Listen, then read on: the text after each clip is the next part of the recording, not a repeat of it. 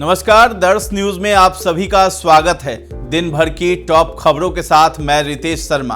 खबरों की तरफ विस्तार से बढ़ेंगे, लेकिन सबसे पहले एक नजर हेडलाइंस पर। कोविड-19 से कर्नाटक में 3 लोगों की मौत, महाराष्ट्र के मंत्री भी पॉजिटिव। नियोजित शिक्षकों को राज्य कर्मी का दर्जा, नीतीश कैबिनेट के 29 फैसले। ललन सिंह ने किया इस्तीफे का खंडन। बिहार में 10 साल की बच्ची कोरोना पॉजिटिव, स्वास्थ्य विभाग अलर्ट मोड में। चुनावी मोड में हेमंत सरकार, 29 दिसंबर को मोरहाबादी मैदान में भव्य कार्यक्रम। अब खबरें विस्तार से। भारत में कोरोना के केसेस लगातार बढ़ रहे हैं। देश में 24 घंटे में कोरोना के 628 नए मामले सामने आए हैं। कोरोना के नए वेरिएंट JN1 से कर्नाटक में 3 लोगों की मौत हो गई है। सोमवार को कर्नाटक में 106 नए मामले दर्ज किए गए हैं। वहीं केरल में भी कोरोना ब्लास्ट हुआ है। यहां एक दिन में 376 नए मामले सामने आए हैं। एक मरीज की मौत भी हुई है, जिसमें 6 केस नए वेरिएंट के हैं। केरल में पिछले 5 दिन में 8 मरीजों की मौत हो चुकी है। देश की पहली 2 अमृत भारत ट्रेनें दरभंगा आनंद विहार और मालदा टाउन बेंगलुरु के बीच चलेंगी। प्रधानमंत्री मोदी 30 दिसंबर को ट्रेनों को हरी झंडी दिखाएंगे। दरभंगा से नई दिल्ली जाने वाली अमृत भारत का रैक 2-3 दिनों में दरभंगा स्टेशन पर पहुंचने के आसार हैं। ये नॉन AC होगी और किराया प्रीमियम ट्रेनों से 13 से 20% तक अधिक रह सकता है। सीएम नीतीश कुमार की अध्यक्षता में बिहार कैबिनेट की आज बैठक हुई, जिसमें कुल 29 प्रस्तावों पर मुहर लगी है।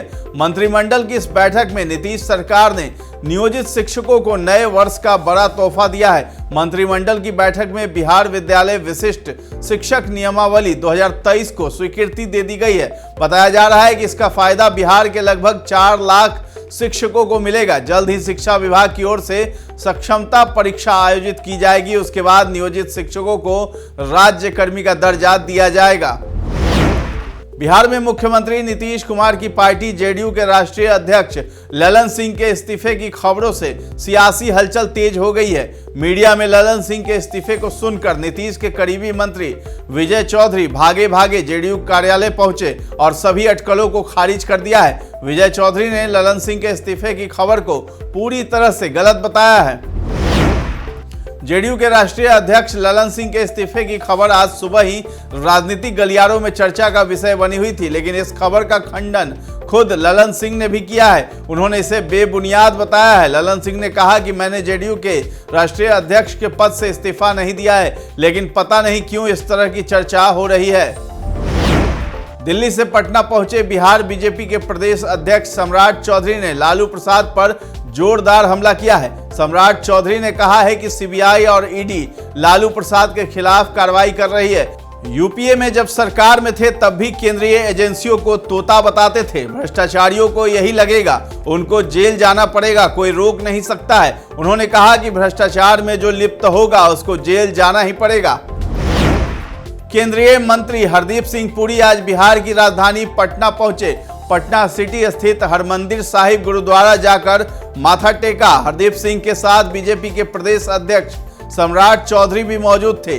केंद्रीय मंत्री ने कहा है कि पटना की धरती पर आकर मत्था टेकने का मुझे सौभाग्य मिला है। केंद्रीय मंत्री हरदीप सिंह पुरी ने कहा है कि गुरु गोविंद सिंह के साहबजादों की शहादत पर हम मत्था टेकने हरमंदिर साहिब के दरबार पहुंचे हैं। ये सौभाग्य है कि एक तरफ PM नरेंद्र मोदी के नेतृत्व में देश विकास कर रहा है, तो वहीं दूसरी तरफ समूचा देश बाल दिवस मना रहा है।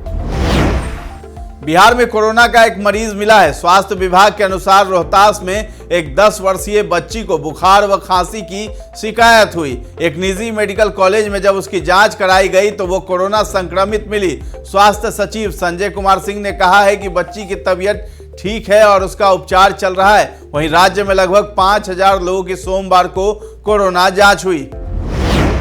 अब खबरें झारखंड की।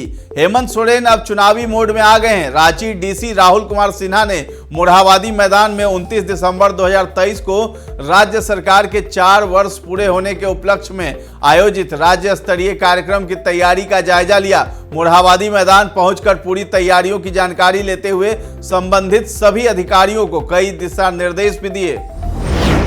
सीबीएसई ने पटना रीजन के तहत 36 स्कूलों पर बड़ी कार्रवाई करते हुए उनकी मान्यता खत्म कर दी है। इसमें झारखंड के 10 स्कूल भी शामिल हैं।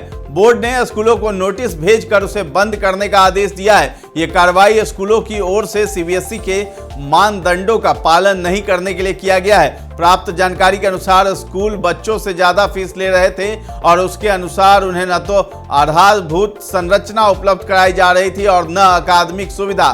जिन स्कूलों की मान्यता रद्द की गई है उसकी सूची सीबीएसई की ऑफिशियल वेबसाइट पर अपलोड कर दी गई है। अब खबर खेल जगत की। भारत और साउथ अफ्रीका के बीच 2 मैचों की टेस्ट सीरीज का पहला टेस्ट मुकाबला आज से सेंचुरियन में खेल जारी है। सुपर स्पोर्ट पार्क मैदान में मुकाबला दोपहर 1:30 बजे से शुरू है। दक्षिण अफ्रीका के कप्तान टेम्बा बावुमा ने टॉस जीतकर पहले गेंदबाजी करने का फैसला किया। बता दें कि टीम इंडिया ने साउथ अफ्रीका में अब तक एक भी टेस्ट सीरीज नहीं जीती है। ऐसे में इस बार रोहित शर्मा के नेतृत्व वाली भारतीय टीम इतिहास रचना चाहेगी। वहीं दोनों ही टीमों के लिए सीरीज वर्ल्ड टेस्ट चैंपियनशिप के फाइनल में पहुंचने के लिहाज से अहम है।